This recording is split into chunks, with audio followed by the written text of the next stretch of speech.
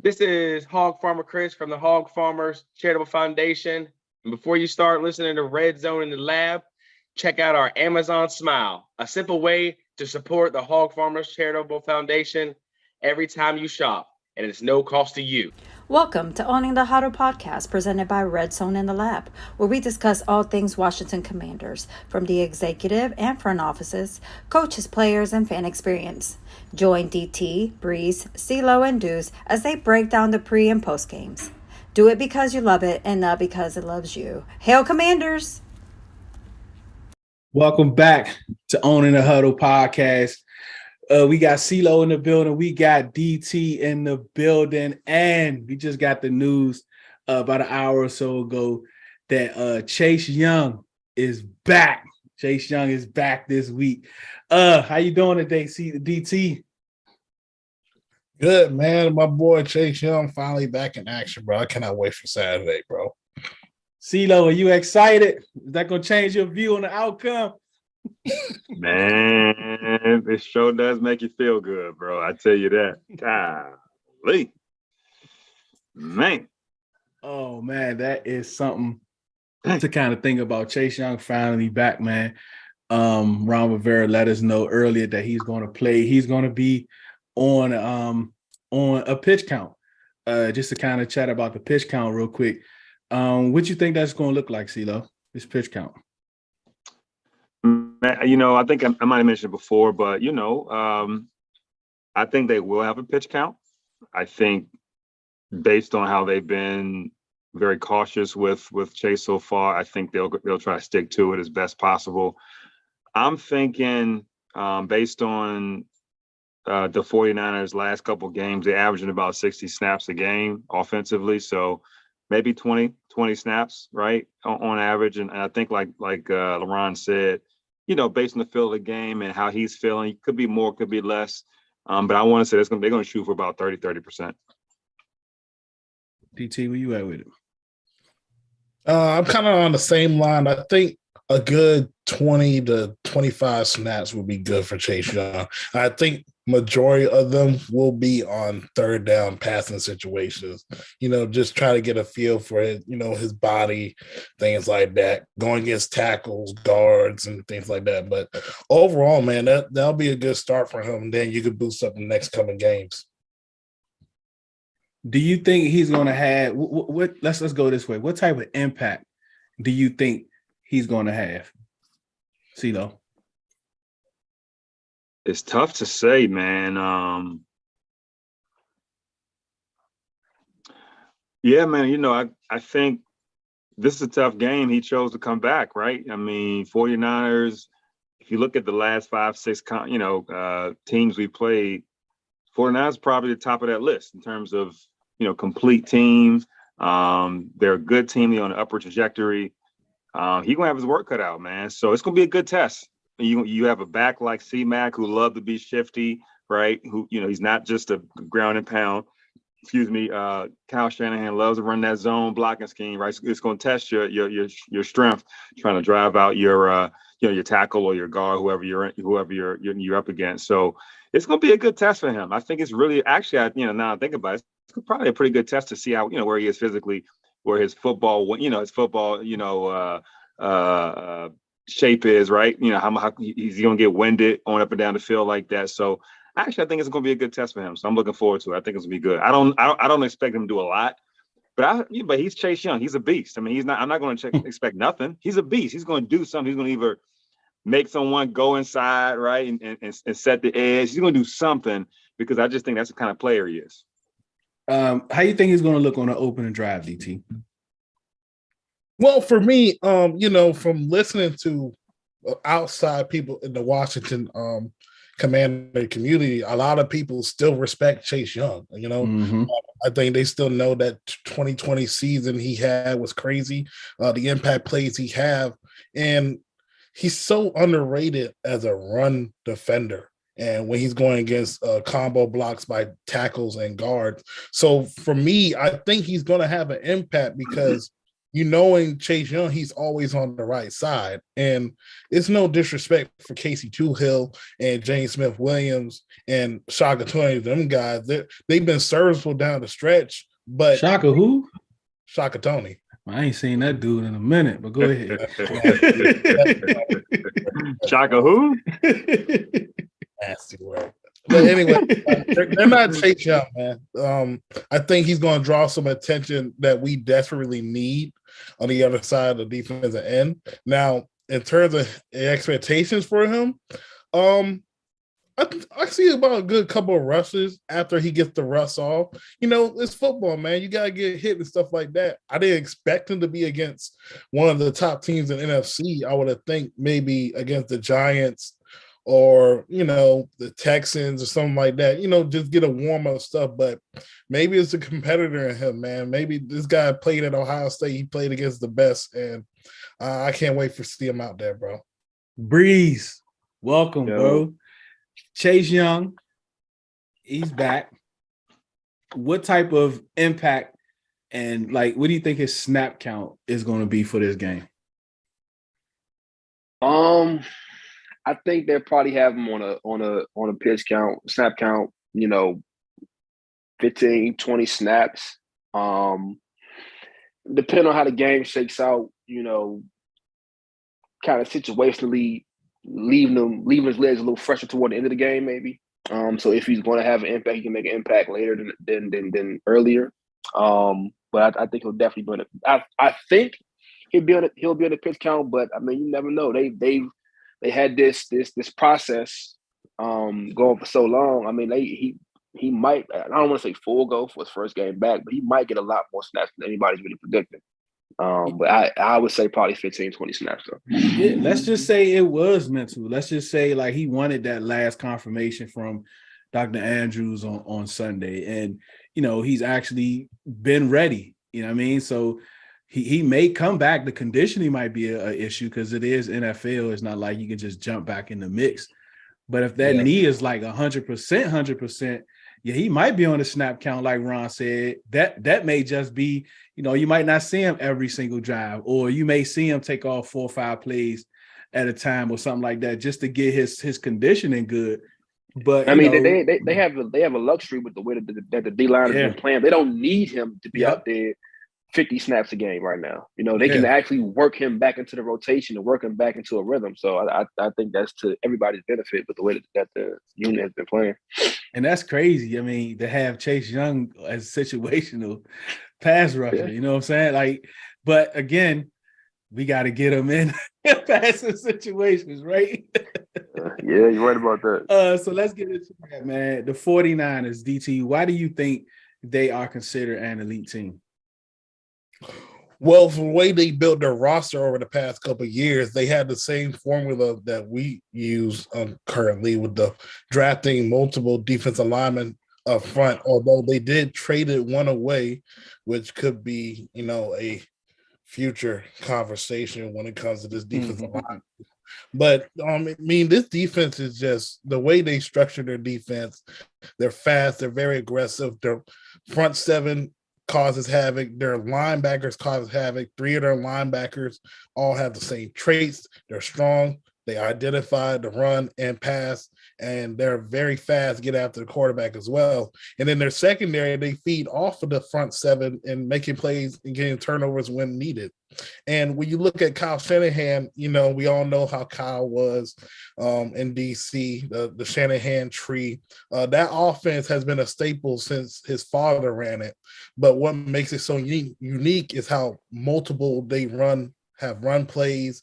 And it looks one look, and then it kills you with the same look, but in different ways. So that's something that this team is going to have to go against. And it doesn't even matter at this point what quarterback they have. Like, all the quarterbacks they have in the past have been able to run the system perfectly. And, you know, the teams they have played, from the Seahawks, the Cowboys, the Eagles, like, they're one of those teams that have been dominating the NFC for a while now. CeeLo, we know that this team kind of started off slow, right? They got some losses to the Bears, They even lost to the Broncos. That was an ugly game. I think it was like 11-10 or something like that. Yep. But they got healthy. They lost Garoppolo. Brock Purdy came in, and all of a sudden they look like this different team. And right now they are an elite team, and they playing at an elite level, especially on defense. How do you look at this team and the whole makeup of this team? I think it's a team that has an identity. The Shanahans love to run the football. There's no doubt about it. They love that zone blocking scheme, whether it's outside zone, inside zone. They like athletic linemen, so their linemen usually a little lighter, right around 315, 310. So that's kind of their style. I feel like you know exactly what you want to get with the Kyle Shanahan team. So run first, do some play action, and then a strong defense. And they've been banged up. So now that their defense is kind of getting healthy, some of their offensive players like Kettle and such are getting healthy. So you know what you're going to get. So I feel like it's just a well-rounded team. They have some depth, right? They lost one of their better playmakers in Deebo Samuel, but they haven't really skipped a beat. So it's just a really well-rounded team. I don't look at their roster up and down and at least offensively and think, man, they're elite. It's pretty good, but I wouldn't say elite if you go name by name. But the system and the way they run it is so efficient that it's working right now. So props to Kyle Shanahan and that staff. They lost Mike McDaniels for Miami, and they lost some guys, and they just kept rolling. So I think that's what it is. They do. I would say, looking at their roster on the defensive side, they are elite because those names do pop out. So they definitely built that roster right on the defensive side, by name. So that's how I would characterize it. It's a very, very well coached team, and everyone knows their job and they execute. How do we compare to this team, Breeze? We know, like what CeeLo just said about the elite system, and we can kind of agree with that, right? I mean, they do have CMC, they got Deebo, they got Elijah. He's pretty good when he gets going. The O-line is elite, but it's all about the quarterback, and Shanahan puts them in a position to excel, which makes the system elite. But how do we compare to this elite team? Like people always say, we're kind of mirror the same. I see it a little bit, but I don't. To me, I just don't see it. How do you compare the two? Nah, I see it. I think they're how can I put this? A more efficient, more aggressive version of us. Even from scheme to even the way the team is built. The biggest difference in the two is that Kyle Shanahan and whoever's helping him run that offense, they excel at. They excel at calling plays and designing and having game plans to the strength of whatever team is taking the field. So if Trey Lance is out there, okay, we know we can call XYZ with Trey out there. If it's Garoppolo, we can call XYZ with Jimmy out there. If Brock is out there, we can call XYZ. Like, they excel at being efficient with whoever's on the field, where, that's one of the biggest issues with our offense is we aren't efficient in calling things to the strength of the players on the field. And then defensively, like you said, they just kind of like a wreck-a-ball on defense. They, we would love for our defense to be that. They aren't there yet. They've definitely had a lot of bright spots this year, but defensively, we're still reaching to get there defensively. But offensively, I can definitely see the similarities and comparisons on offense, though. And on offense, I want to ask y'all a question before we move to the next topic. We know the Shanahans, right? We know the Shanahan, they are mid-round running backs. Like, they can find anybody, fit them to their system. Pro bowlers, when they leave, they're not the same, right? We think about Clinton Portis, right? To me, I don't think Clinton Portis was as great as most people think, is because Joe Gibbs was giving him like 40 carries a game. So if you get like 40 carries a game, your yards, like you're going to have multiple 1,000-yard seasons and different things like that. But was it a surprise that they made that move? Because I thought it was a desperation move, because I think they see their window. and they need to attack it now, especially, and they didn't want the Rams to get it. That's why they added that extra 5th pick into the mix. But did you all think that was a desperation move for them and it was out of character? What you think, Breeze? To an extent, it's definitely out of character. I won't necessarily say it's desperation just because of the cap. They gave a second and a 5th. It was like a couple thirds, a second second and a 5th. Yeah. Oh, they had a second. Okay, well, they gave up that much for him because I just don't know. I don't remember. Maybe, but also again, you got to kind of jump on that before the Rams can get it. And trying to capitalize on. Trying to capitalize on, like you said, what could be a closing window, especially with their quarterback situation. Kind of, they've tried their best to upgrade a quarterback and move on from various people, and it just doesn't work out that way. So yeah, potentially. But I think they just saw situations. We can upgrade this position for not premium compensation, and we can try to go on a run right now. Yeah, so it was a second, a third, a 4th, and a 5th. And I think the Rams stopped at the 4th. And San Fran San Fran added the extra 5th. Do you think DT? You think it was desperation? Go ahead, Reese. My bad. Who was the back before CMC? I don't remember. They got Elijah Mitchell, and okay. I mean, CMC is a dynamic player. Trayson, what's his name? I know it's Elijah Mitchell. Yeah, definitely Elijah Mitchell because he sprained his MCL early in the season. Yeah, I mean, CMC is an electric and dynamic player when he's healthy. So I mean, if you could add a player like that to that offense, I mean, I feel like they kind of took the Rams. They kind of taken the Rams blueprint a little bit and like, well, I mean, work for them. And it's CMC is a different player now than he was in Carolina the last year or so. Yeah. DT, do you think it was a desperation move, man? To me, I don't see it as a desperation move because those teams like that, I think for how good they are, they can afford to lose those amount of picks and then try to go broke again to win a Super Bowl. I mean, look at Philadelphia Eagles. They established so much around Jalen Hurts and they fielding a top 10 defense and they got weapons and he's upgraded his own play style and played up to his level. So I think for them, I don't see it as desperation, although that is a lot of picks for a running back to my liking, but it is CMC and his skill set for that offense. He's supposed to be the safety valve for the quarterbacks whenever guys are not open. And then if Debo is healthy, just imagine the things you could do with him in the backfield together. Like, I'm glad I want to play Debo when he's healthy, but thank God he's not playing this Saturday. That would have been a big problem. What has CMC added to this offense, and do you think it was a desperation move, CeeLo? So that's what I was going to say, right?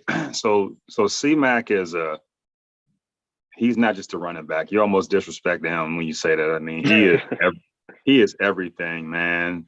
I always say, I know it's corny, man, but I always say, man, if you want to see something special, go back and watch his high school film. That joint is ridiculous. He was ridiculous in high school. Yeah. But so far in that offense, I haven't seen him do much other than run the football. Like maybe because it hasn't been enough time and all that. Hopefully they don't start doing that this week. But right. but so far it's been mostly run pounding the rock. He's gone out for a few passes, but it's been primarily as a primary running back. And so when I look at it in that context, you only got 3 more games, right? So I wonder about that move. I wonder. So I know C-Mac is special, like I just said, but that's a lot of draft capital. And so when I look at transactions like that, look at, okay, what am I getting, and what does that equate to in wins? Is that like a plus 2 or 3 wins or a half a win, or what does that do for my football team?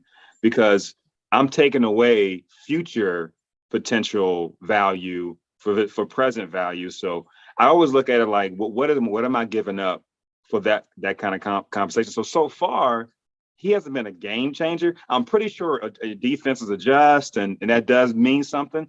But I know the potential of C-Mac, and like we all said, he's crazy, but he's been injured the last 2 years. Ever since 2019, he went for 1,000 in passing, 1,000 in receiving and passing and receiving and rushing. He hasn't done much since then. So I think I wouldn't say desperation, but I would just say it was very much a gamble. They almost kind of like went all in and said, you know what, let's just go all in. He's a beast. Let's see what happens. He can break away anytime. That's worth the risk. And I think that's kind of how they looked at it, in my opinion. DT, how relevant is Mr. Irrelevant? That's a good question. I mean, from my time watching a lot of college football, I remember Brock Purdy pretty well. He wasn't really a guy that like will light you up. I mean, he has gunslinger traits and things like that, but he wasn't a guy that like a Justin Fields or Trevor Lawrence in college. He was like a guy, but I think he's just in a perfect situation being under Kyle Shanahan, where they manufacturing throws and things like that. Now we talk about moxie and things like that, like Taylor Heineke and things. He has some moxie to him, man. Like he has that little swag to him, and I think teammates love moxie. That. But he's probably, I mean, from two games, man, he's probably the most relevant Mr. Irrelevant pick we have seen so far. I think it's mainly because he plays the quarterback position, which is so polarized in the sport. Breeze, last week against Seattle, people was just running wide open. He had crazy time to throw the ball. But just watching some of his throws, it still seemed like he was late a few times, right? It still seemed like has a tendency to underthrow players, even though they're wide open or have like 2-3 steps on their defender. How, like, just looking at him and being able to put pressure on him, do you think he's capable of making tighter throws? Because I don't think he's going to be, I think our secondary is much better than what they've seen so far. Yeah, I mean, I think for the most part, he is what he is. I mean, he was a 7th round. He was Mr. Irrelevant for a reason. You know what I mean? Like he was still a 7th round pick for a reason. He does have things that he's not good at, does struggle with. I think, like I said, it's, Kyle Shanahan calling plays helps cover up some of that.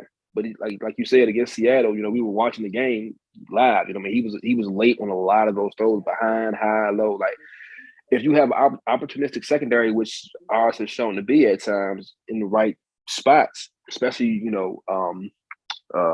Derek Forrest and some of those guys, they can definitely make them pay. You know what I mean? There's a way to play against that where you can take advantage of that. Hopefully they do.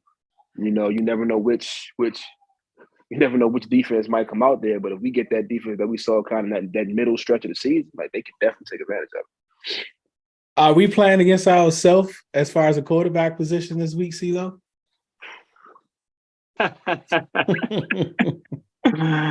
Oh, man. I think, so Brock is a little taller, right? I think he's a little over 6 feet and a little thicker. But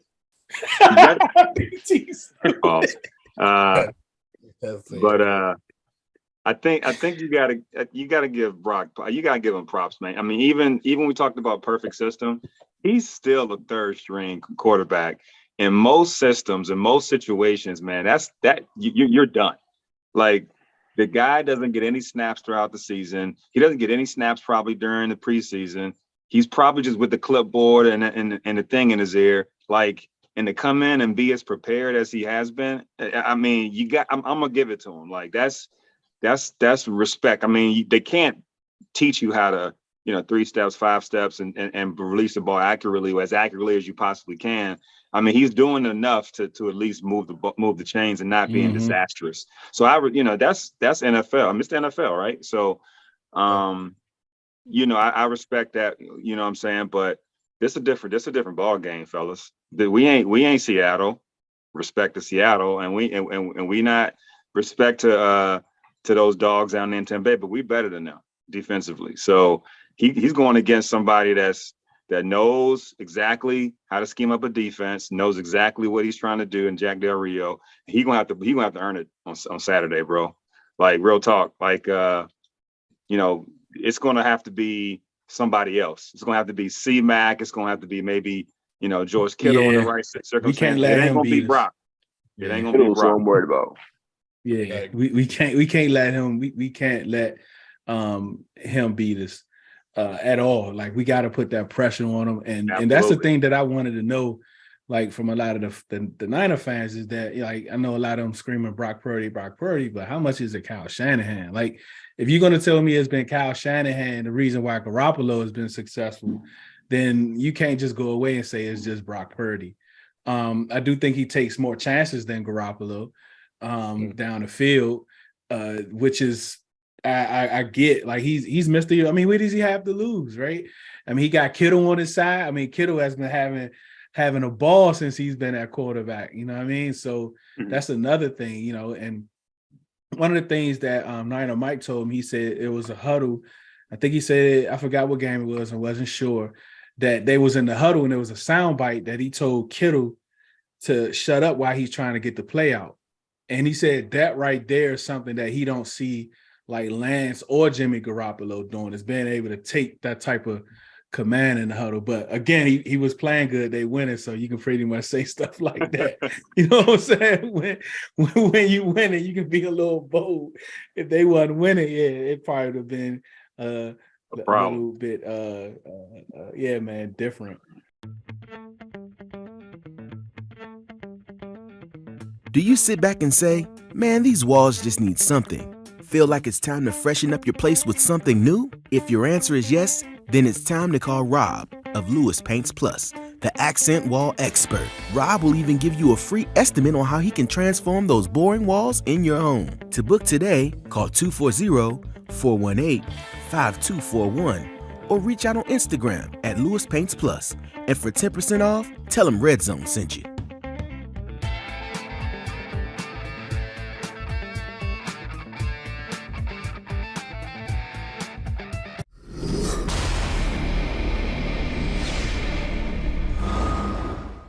Let's talk about our quarterback situation, right?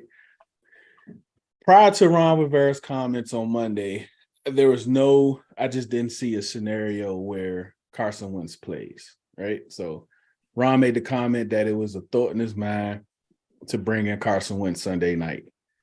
It ran through his mind, it was a thought, right? So now we're back to let's take it game by game. This is my position. Taylor Heineke didn't stay the starter because of performance.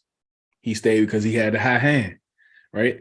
That's known. Ron has said that multiple times. I think he wanted us to know that multiple times because he has the hot hand, he has the locker room, whatever.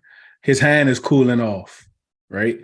That old moxie that we like and that having all that stuff is starting to cool off. And I believe Ron has had conversations with him, with Wentz, with his captains that he conversed with earlier about the decisions he was making, that may happen this week if if we're down, if it's looking sloppy, if we're not putting points up on the board. I think that may happen this week. DT, where are you with this situation, this quarterback situation with Taylor Heineke, Carson Wentz, Ron Rivera? It's very frustrating at this point because we having this conversation on a constant daily, and I just feel like I have been adamant that I think with the way the O-line is in terms of run blocking and how we're running the football and the defense starting to click, I think we should have went back to Wentz because I don't think all of that was on him. And it's when I always be preaching to y'all is a marriage between the offensive line, quarterback play, and the offensive coordinator.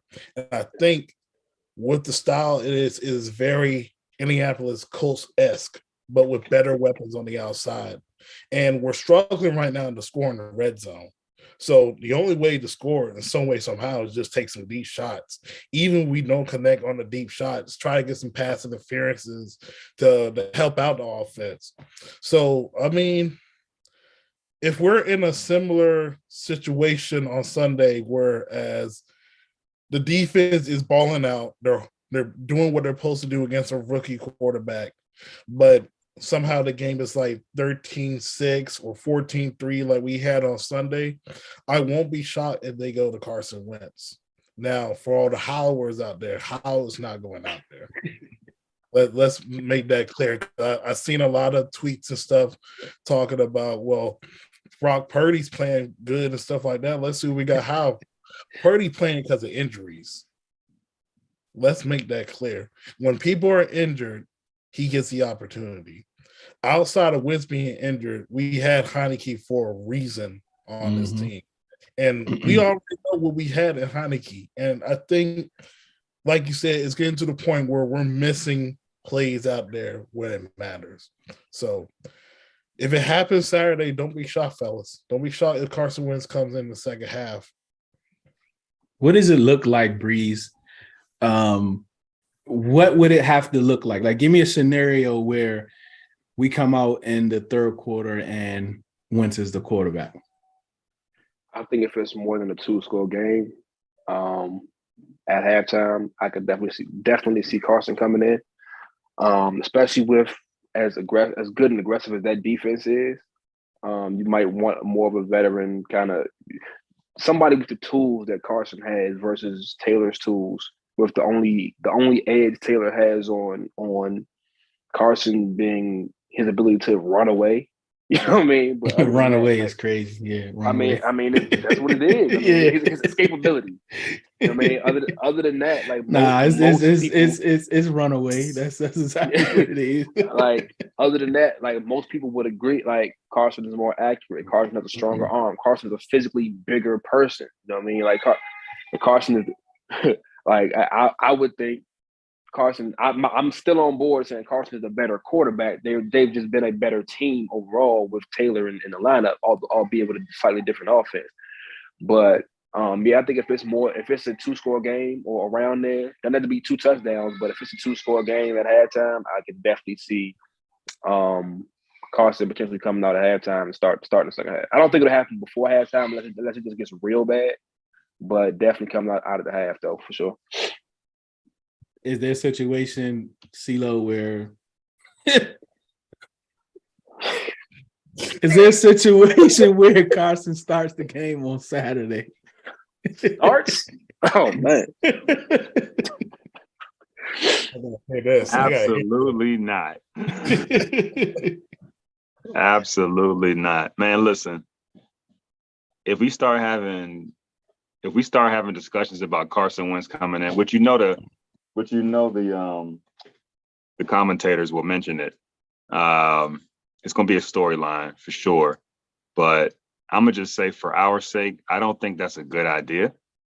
To have to go to Carson pretty much means we're going to lose. And this is why I think that Carson hasn't played in about 7-8 weeks. Carson is already a very immobile quarterback. Now, I'm not suggesting that my man Heineke is Mike Vick out there, but he has a little bit more inside the pocket than right now for some reason. And do we want to test that? Do we want to test Wentz right now? You know what I'm saying? So I feel like if we have to go back to Wentz in the second half in that kind of situation without getting any first team reps and all that stuff, I don't think that bodes well for us. I think we want Heineke to at least keep it competitive, and he's gonna have to be horrible. Like I'm talking 3 turnovers and negative yards type stuff before Wentz gets in. Just because I do think he gives us the best chance of winning, given all of the circumstances, the offensive line, the play caller, like all that stuff. You know, it's in my opinion, give Carson a week. Sure, you know what I'm saying, but I don't want to see him in the second half. That's just my personal opinion. Let me ask you. Go ahead. I was going to say it's got to be real bad. That's all. So let's say the game is 13-6.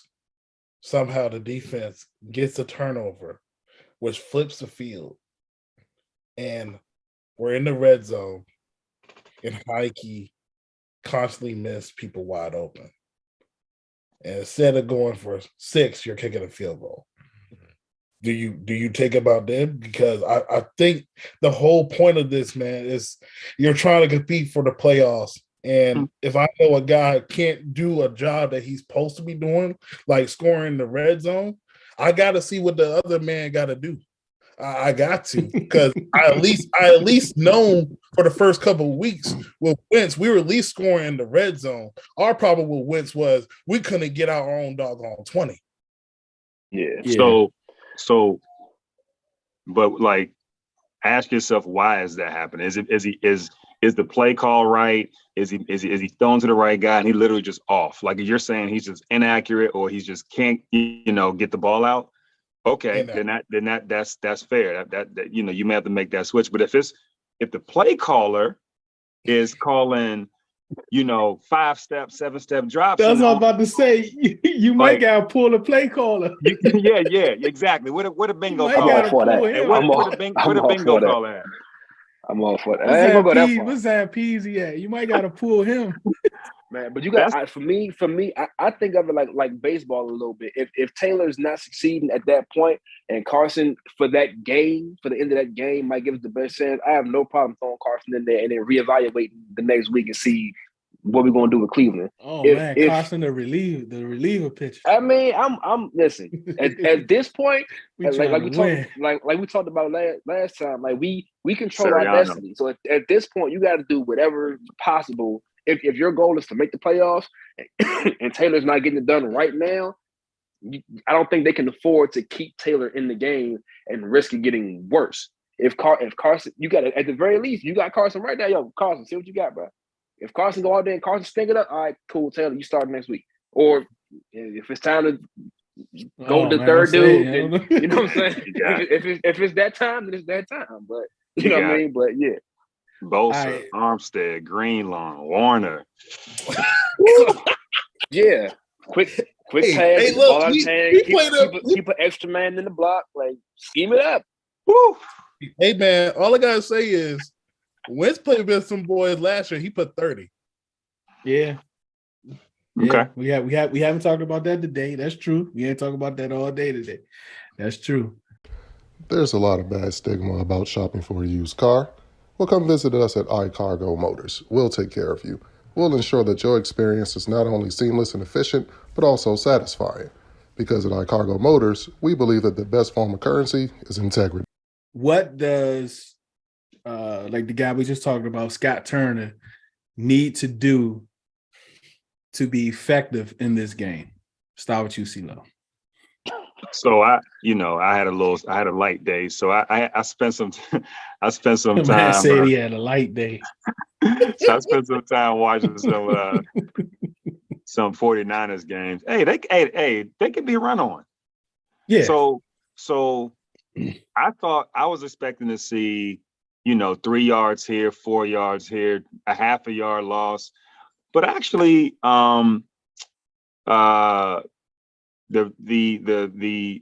Buccaneers and the Seattle, they actually ran on them a little bit. They got a couple pops. So in my opinion, and I kind of changed my opinion lately, but I think you got to stick to the run. I really do. I think they have some opportunities there if we can execute in terms of finding our blocks, in terms of freaking Logan Thomas blocking his guy. I mean, like everyone has to do their job. We can actually pop a few. Second part is I noticed a couple breakdowns in their defense. I don't know if y'all noticed this in the Seattle game, but their second touchdown, what made it, I think it was 21-14 or 2014, whatever it was, against Seattle. They had a miscommunication in the backfield, in the back of the end zone with their safety, and it was wide open. Same thing happened against Tampa Bay. So they I don't know if it's just circumstances. They have some issues in their secondary sometimes. Mm-hmm. So you will have some opportunities back there as well. So I say keep running the football and just keep looking for opportunities downfield. That's all. So as we knew, DT, Scott Brian Robinson is really not on his mind a lot in the red zone, and he confirmed that with us to this week. when he said he's not in the front of his mind, right? We already knew that, right? So what does Turner have to do in order for us to put more points on the board in the red zone? You gotta stick to your bread and butter, man. I mean, what is your bread and butter? We all know what the Shanahans are gonna do. They're gonna have that zone blocking scheme. They're gonna have that play action boot. Then the tight end leaks from the other side. What is our bread and butter? Is it the power game? Is it the play action? Is it RPOs? Like for me, I think obviously Gibson and Robinson going to have to carry the offense in order to take the pressure off the defensive line, getting after Taylor Heineke. Then you find a way to use quick game and get the ball in your wide receiver and things hands. And I do not want to see no jet sweeps this week. I'll see some motions, but do not give Curtis Samuel a touch outside of a bubble screen or just out of wide. I don't want to see no jet sweeps. Run the football, get your pads up, get your cleats in the dirt. Let's see what they got. It's a grown man's game. Breeze, where you at with Scott Turner in the comments? Man, y'all know where I'm at with Scott Turner, man. Call Coach Breeze in the red zone, man. I need for Scott Turner to stop overthinking and outthinking himself. Stop trying to get too cute. Like at the end of the day, it's football. When you get there, even the play that he scored on, if I'm not the penalty play with Terry, if I'm not mistaken, they lined up in the pistol formation, right? Mm-hmm. Like, well, we this close. We this close. You know what I'm saying? Put number 8 back there. Even if you want to go with 24, like it doesn't matter. Just go down here, run straight at him. But all that pissed that's not a recipe for winning football. You know what I mean? And we've seen it because it consistently gets stopped in the red zone. Like when we get in that red zone, it's time to play big boy power football. I don't care if you can put Deron Payne at fullback if you want to, and let Robinson run behind him. I bet you it'll work. That's the Kim been calling for that all year.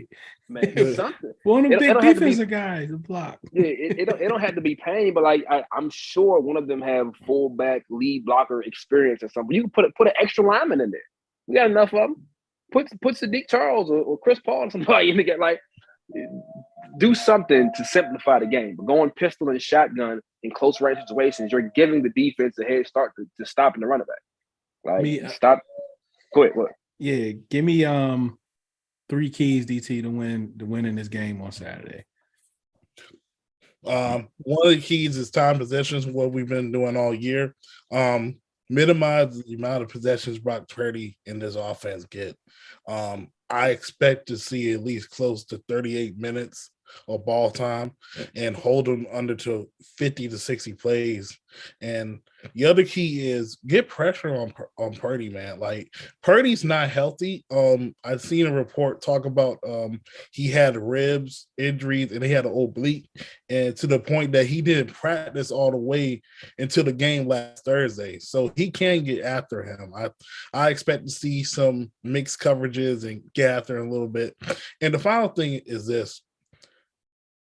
Possessions matters. And I know I said time possessions, but when I mean possessions matter, it means in the red zone opportunities, take the points you can get, and also hold on to the football. This is a very aggressive defense that'll get opportunities if you give it to them. And we got to get some turnovers on ourselves. I like to see some interceptions, tip balls, something like that. Just give us as many possessions as possible to win this game. What about you, Breeze? Some 3 keys to winning this game. Apply pressure to the quarterback. Number 1, make him look like the 7th round pick that he actually is. Stick to the run game. Just be efficient. Don't get too cute. Like I said, get the ball out of get the ball out of Carson's hand. I mean, Lord have mercy, Taylor's hand. Get the ball.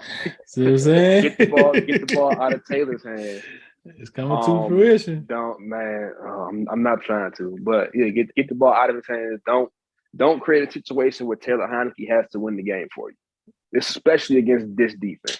You know what I mean? Do not create a situation where Taylor has to win the game for you. So that's my 3. Where you at, CeeLo? Run the ball. But no, for real, stick. I just, like I said earlier, stick to the run. Number one, stop their run, right? So make them throw on 3rd and 15 or 2nd and 10.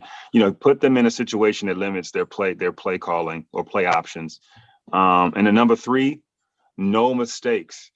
Take care of the football or take away the football, but you cannot get careless. You cannot go and have these, strip sack TDs. Be smart in the red on your side of the field and know, situational football. You know what I'm saying? So you cannot be giving them extra possessions. Those are the 3. Man. I agree. We can't give them. We have to play clean football. That's 2 weeks in a row we haven't played clean football, and that's something we can say Ron Rivera has never really had a issue with his team. So hopefully they kind of reemphasize that this week to kind of get back to playing clean football. So we want to talk about the Pro Bowl a little bit. Let's talk about the Pro Bowl, right? We got four starters. Well, we have 4 that made the team. We have 3 starters. Terry McLaurin made it. John Allen, Jeremy Reeves, and Tressway are all starters. Deron Payne and Montez Sweat are alternates. So what was your first reaction, CeeLo, when the news came out that we had 6 Pro Bowlers pretty much? Man, I was so happy for them boys. You know how it is, man. We have this feeling here in Washington that we get all the snubs. We don't get enough. Media doesn't love us. Blah blah blah blah blah. So when they make a Pro Bowl, for me, it's less about the game, right? It's more about what your peers think, what your coaches, the other coaches think, and obviously the fans. And I just feel like that means the league respects them a little bit, man. They actually recognize these dudes as actually top in their position group. And that's what I like about it, man. Seeing a guy like Jeremy Reeves, man, that video, I was like, who cutting the onions? Who cutting the onions over here, man? Like, it was so nice to see something like that. When you look at his journey and his personal, circumstances with his mom, it was just great to see that, man. So props to them dudes. I'm so happy for them, man. It's it's a lot of work coming through. I mean, DT, out of those 6, do you think anybody else that we would have thought would have made the Pro Bowl? I'm not gonna lie, man. I think Derek Forsman made a great argument. I think for a while we haven't really had that other guy outside of Cam Curl to play that safety position at a high level. And for his first year, rookie year, he was injured a lot. So he was on the sideline mentally learning the game. And now when you hear him have a conversation with John Kahn and other people, you can see how smart this young man is. And every time the ball is near him, he makes a play on it. And it all goes to his film study. I believe he has 3 interceptions, like a couple of fumble recoveries and stuff like that. That big hit in week 1. Like, this dude sets the tone. And I feel like underratedly, I think he should have had a Pro Bowl vote. How special you think it is to the fan base, Breeze, to have 6 Pro Bowlers, especially Terry McLaurin? I mean, he's been deserving it. He's 1,000-yard receiver, multiple years in a row. He just eclipsed last Sunday with 1,000 yards, and I think this is the fastest he's gotten to it. What do you think this means to the fan base? I think it means a lot, man. We all know, like, we all love and respect Jonathan Allen, and we know he deserved that, honor. Most of us view Tressway as the best partner in football. Even when the offense isn't exciting, Tress manages to flip the field. The love that this fan base has for Terry McLaurin is it's crazy. I can't think of the last player who was loved and respected the way Terry is. So for him to get that first Pro Bowl nod, like, that means a lot to the fan base, especially his first year with a big contract where so many dudes get that big money for the first time and kind of fall off. Terry's elevated his level of play, especially after having a slow start with Carson in the lineup. And then with Jeremy, man, just Jeremy's story.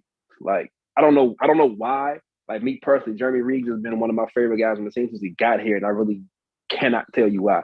But I mean, like his story, like the fan base kind of gravitated to him more, this season with what's going on in his personal life and him finally making the opening day roster and having a great season. I mean, this is like the culmination of everything that's been building up for him for the last year or two. I mean, it's I've seen, at least on social media, how the fan base, everybody kind of rallied around those guys, especially Jeremy. Man, it's a big deal for everybody, man. I would think, and then Deron and Montez still being alternates as well. Yeah, man. The NFC East just dominated the Pro Bowl rosters. It dominated the regular roster. It dominated the alternate roster. It just dominated the NFC East. But hi, I'm Christian Miles, native Washingtonian and real estate agent servicing the Washington metropolitan area. I started my career as an investor and later transitioned to the residential side. I really wanted to leave the investor side because I wanted to connect with people. Building relationships is important to me. I understand the buying and selling process can be challenging. I get it. I've been there. I'm a mom, wife, friend, and neighbor. I absolutely love helping families and connecting with people. Going through the home buying and selling process is stressful enough. When working with me, I make it fun. As a realtor, I think it's important to be able to connect with you. Every detail is important, no matter how small. Let me take care of the heavy lifting while you focus on the joys of finding a new home. Something I live by, people may not remember what you said, but they will always remember how you made them feel. With me, it's an experience.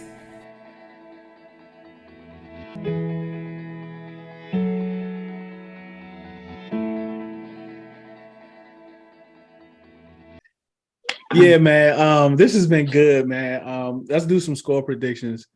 CeeLo, let's start with you. Ooh. Damn. All right. So I'm all right. So this ain't gonna be good, but I'm gonna have to be honest. I'm going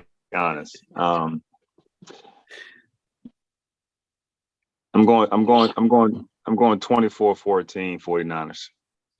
Yeah, that seems hard. I'll go next. I'm gonna go.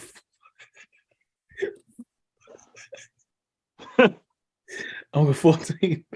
I think because I do the thing every week with Doug, so I think I said 14-13 Commanders. So go ahead, DC. And look, I understand we're playing one of the NFL elites. This ferocious defense, but I know these boys deep down, they take off, man. I know they messed up. They had an opportunity to win that game on Sunday. Look, it's left hand up, bro.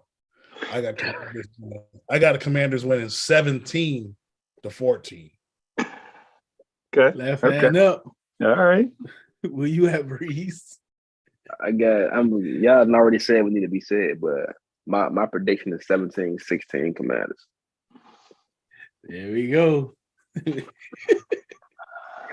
But let's do this. Left hand up. Let's go in there. Let's go to San Fran and let's ball out, man. We got Chase back in the building. Hopefully Curl is ready to rock. BSJ. I think this is our starting D outside of Cole Holcomb. And WJ3 is gone, so BSJ stepped in.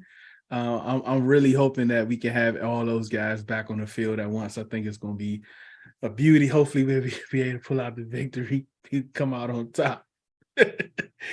But yeah, man, that's it, man. That's the show, man. I appreciate all you for listening. Just a small check. We're not going to have the post game like we usually do on Sunday night. We're going to go live right after the game ends. We're going to go live. We're going to pop in. We're going to have guests. We have Commanders. We're going to have some 49ers and a lot of people already confirmed. We're just going to go live, just chop it up, talk about the game for a little bit. And then we're going to enjoy the Christmas holidays. Hopefully we enjoy it with the win. That's the plan. That's the goal. So hopefully that's the case, but we're going to jump on live. So please let's just be ready. Look for the the links to come out for the live show. Oh yeah, got his chain. I got my I think mine in the car. I was mad. I left that joint in the car. I ain't even bring it in the house on Sunday night. Washington winners for the W. What you got? What you got final, DT? Man, everybody enjoy these holidays, man. Spend time with your family, your loved ones. For those people who missed their loved ones, didn't make it to this year, send a prayer for them. Get ready for the new year. Anything that you wish for, put your mind to it, and don't give up on your dreams. Man, I was gonna end up with something else. I guess I got. Hey, you gotta follow that. Nah, that's it. That's it. Thank you for watching. Thank you for listening to Owning the Lab podcast. DT, CeeLo, Breeze, and Deuce. Do it because you love it, not because it loves you. Thank you for listening to Red Zone in the Lab podcast. Please follow us on Facebook and Instagram. Subscribe to our YouTube channel at Red Zone in the Lab. And you can download our podcast at Spotify, iTunes, and Podbean. And please visit our website at redzoneinTheLab.com. Thank you.